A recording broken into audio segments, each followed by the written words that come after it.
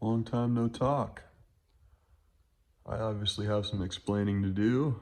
I'm gonna try and keep this one short and sweet, but you know how it goes. I'm kind of long-winded when I start these videos. But I picked up a couple new builds. The Toyota is still in the family. However, if you're only following my channel for the Tacoma, I'm probably not going to be posting that many more updates, maybe like once a year, because it is a decent bit of distance from me at this point. So apologies. I finished it. It is finished. You saw pretty much the finished portion of it on my last Tacoma video. So yeah, it's running good, drives good, off-road, all that shit. So yeah. Anywho, I'm gonna move on just because this video is not about the Tacoma. This is about the new shit that's coming to the channel. So let's start with the bike. Now I have put this bike in one of my previous videos. Let me go ahead and turn the light on really quick. A little better. So I bought this bike running, but you couldn't ride it. It wouldn't move. The previous owner knew it was a clutch issue somewhere. The clutch would always act like it was disengaged, so it would always be moving if you tried to click it into gear.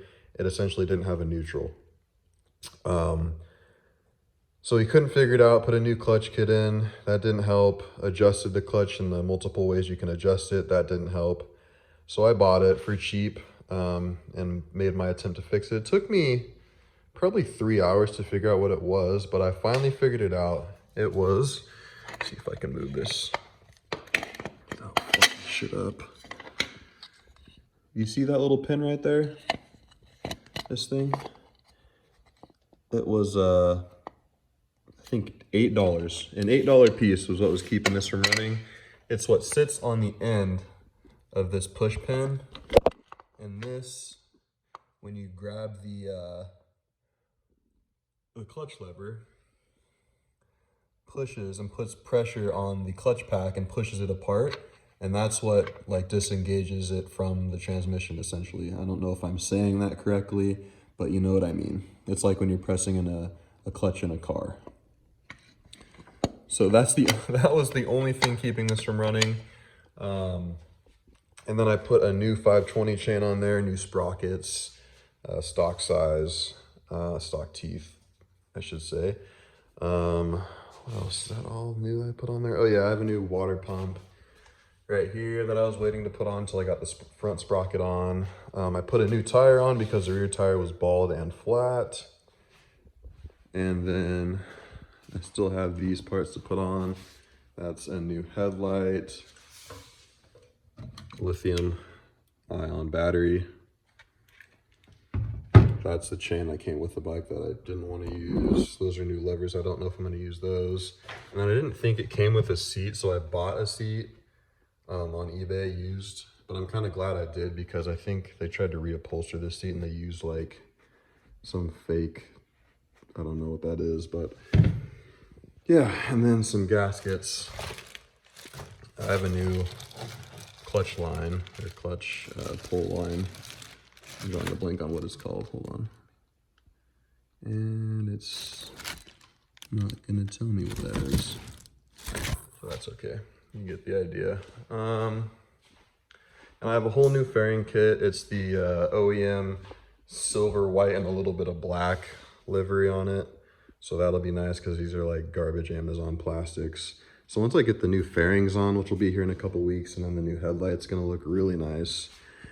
But the main reason I bought this was kind of just so I could have something to tinker on. So I'm probably going to sell that. And that's what leads me to this. So I never put it on the channel. If there is a clip, I'll put it on here, but I don't think I ever made a clip of it. I bought a Porsche 944 that I was planning on restoring, but for some reason I couldn't get the title for it. It was a pain in the ass. Ended up having to sell it for parts. I originally wanted an E30, but the prices on these had gotten so insane that I kind of just gave up because it wasn't worth it to me. They're just overhyped, at least price-wise, in my opinion, similar to the AE86s and the 240s. all that shit. So when I had to sell the Porsche, I was like, let's try to find an E30 one more time. I found this. The picture, the only exterior picture the guy posted on the ad looked like this. So I'm assuming that's why I got such a good deal on it, because no one bothered to reach out for more pictures, because that's the only exterior picture he posted. So it literally just looked like you're getting a scrap heap that might have had a decent motor. So when I asked for more pictures of the exterior, and he sent me this, and then he sent me this side, I was telling myself, like, holy shit, I need to see what he wants for this. So I asked him, I was like, hey, what do you want? He's like, someone offered me $750. And if you don't know, or you haven't been looking at E30s lately, $750 will get you like some panels from an E30. Unless you can find a good deal. But I ended up paying $1,000 for this. I was like, dude, I'll give you $1,000, because the other guy he was talking to was like on the fence. I was like, I'll give you $1,000 right now. So yeah, I think it's in good condition for the price I got it for. Those lines right there, it's just duct tape residue I can get off. But it's a late model. It's a 91 325i. Calypso rot, red, metallic, with tan interior. It's pretty much all there. Whatever's not in there is in that pile right there, including the fender and the lower valance. So it actually does run, but it has a blown head gasket, which doesn't matter. So I'll get to that part right now. So I was planning on keeping this for a little bit and just enjoying it and then selling it. However, I came across essentially a full part out E36 M3 95, year 95, from a German specialty shop. And they're going to sell me the rebuilt S50 with the transmission, all the accessories that come on the engine. So a long block essentially, and the transmission, the drive shaft, the LSD diff, the E30 swap harness, the OEM M3 harness, the E30 swap mounts, essentially everything I need to S50 swap this for $3,500 with essentially a brand new head, refurbished, rebuilt, decked, and resealed on the block. From an actual German specialty shop local to me that's like 30 minutes away. So I think that's a pretty damn good deal. So essentially, if this was just a bare bones, I just wanted to get this running, I will be probably $5,000 into this E30 build with a running and driving S50 swap. That's like I said, if you don't know the E30 market lately, that's pretty good in my opinion. If you find an S50 or an S52 with a decent body and it could still have shit paint, you're probably looking at like $12,000. That's what people are asking right now. So yeah, I am stoked. I really wanted a coupe, but I'm starting to fall in love with the sedan, especially with this color. I really like this color. I don't see too many of these, of the darker metallic Calypso red. So yeah, I just wanted to get this video out there. I know it's been a little while. And let me show you what I replaced the Tacoma with. I don't think you'll be disappointed. I know it's not gonna be quite as crazy as the Tacoma, but it's a better daily for me.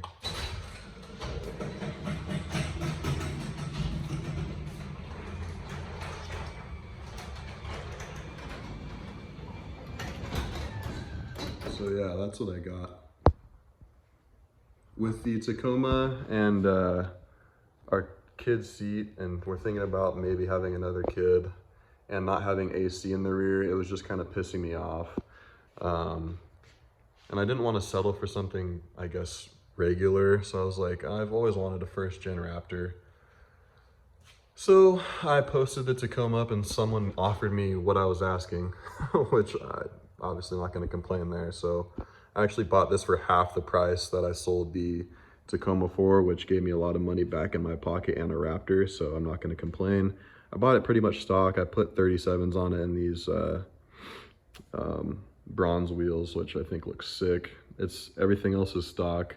I did put a higher capacity drain bolt included transmission pan on it, and also same with the diff cover, because from the factory, for some reason, Ford doesn't have drain bolts on them. Fucking stupid, but now I do. Tinted 5% all around, 50% on the windshield. I actually had Baja HID retrofit projectors for me, because this is a 2011. It originally had halogens. So it's retrofitted. It's not an eBay kit. But yeah, that's what I'm rocking with now. It's way more comfortable, rides way better with how the suspension's set up compared to the Tacoma. Obviously, like I said, it's not crazy. It's not on 40s, but it's I actually enjoy it much better. It's not obviously as capable in like crawling situations and that kind of stuff, but as far as like taking it off road, it's a fucking Raptor. It can pretty much do what I will need it to do, or what I ask of it. So yep, that's what I'm rolling with now for the daily. My wife still has the Explorer ST, which is sick. But yeah, I just kind of wanted to show you guys what we're doing. I'll put a clip or a picture of the wheels I'm getting for this. It's one of my favorite wheels. It's the Grid, Rotogrid V's. So the Rotogrid is like a TE37 rep, but the Rotogrid V is like the TE37V. And that's the super deep dish TE37s, because I don't really like the standard TEs. I like the Vs. It really looks good, especially on like the older Skylines. That's like my favorite car for them to be on, but it's gonna be a gunmetal, dark gunmetal gloss with a polished lip. That's gonna look sick. These are the tires that are going on there. 245/45 Toyo R888Rs. That's pretty much like the only tire you can get in that size. So it's gonna be pretty meaty for an E30, stock body E30 at least. So I'm looking forward to getting these on there. But yeah, a lot of stuff to come. Sorry, I know it's kind of all over the place, but I have so many different vehicles now that haven't been on the channel, and so many parts and updates. So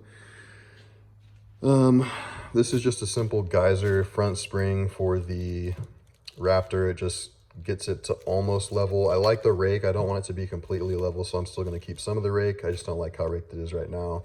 So these are going to go on there. I have Texas Shockworks sending me a fully rebuilt OEM front and rear shock setup, and then I'll send them my cores back. Time style tie rod ends, my favorite. So I got these. I don't know when I'm going to put them on, but it's the Clevis time style kit. It'll just be more durable than the factory stuff. And then even though it's a late model, it came with halogens, steel beams. So I got the Depot, which they've been around for so long. I was using Depot back in like 2010, and I'm sure people older than me have been using them since before then, but I love their lights. They always have good cutoffs. So I got the smoked housing projectors for the E30. Should be a simple wiring process. I'm just gonna run H1 LEDs for high beam and low beam. Keep it simple. I don't want wires going everywhere with an HID kit. I got new CA tuned garnishes or headlight surrounds, because these didn't come with it, and I was actually missing a headlight on that side. I got the center grille coming too in semi-gloss? No, I think it's matte or satin black. I know I'm talking fast. This video's at 15 minutes already. I told you I'd drag it out, but interior. I am going to probably put E46 seats in here with the custom bracket that a company makes. I'm going to keep it tan, just because I don't want to go through the hassle of sourcing all the parts. If I did, I'd probably end up paying more for some of the interior parts than I did for the entire car. And I don't want to do that, so I'm going to get a couple E46 seats. and I'll wire power to the cigarette lighter, something along those lines. I'm gonna get rid of these gauges because I don't need them, and that'll help me get rid of that shit wiring job. It is a manual, but like I said, I'm gonna get rid of this whole engine swap, sell it. I'll probably get like 400 bucks for it, knowing that it needs a new head gasket and all that shit. Transmission, ECU, all that's gonna be sold, and all the E30 M3 stuff will be going in. So yeah, I think I'm gonna cut the video off here. That was a very rough gloss over of how these projects and builds are gonna go. Just kind of to give you a taste of what's to come. As far as builds, I'm not gonna make any promises because I hate breaking my promises. It annoys me, I get angry at myself. So yeah, I've been wanting to make an update video for a long time, but the plans and vehicles kept changing so much that I just wanted to wait until I felt somewhat settled in my goals. And that was now. So we're at 16 minutes. If you've still stuck around, I appreciate you. If you were only here for the Tacoma, my apologies, but I hope you enjoyed what you did see of it. You pretty much saw it from start to finish. The way it sold was the way I left it on the final video. So you didn't miss anything. The outgear bumper still actually hasn't even shipped, the front bumper. I just got a notification that it's getting ready to be shipped, so I'm having that shipped to a family member. That's who bought it in Idaho. Or I guess it's a friend of a family member, but they go back a long way. So anyway, I hope you're doing well. Bun Bun says hi, and I will see you guys in the next one. I'll be uploading more regularly now that I have a couple projects to start wrenching on. But yeah, see you later.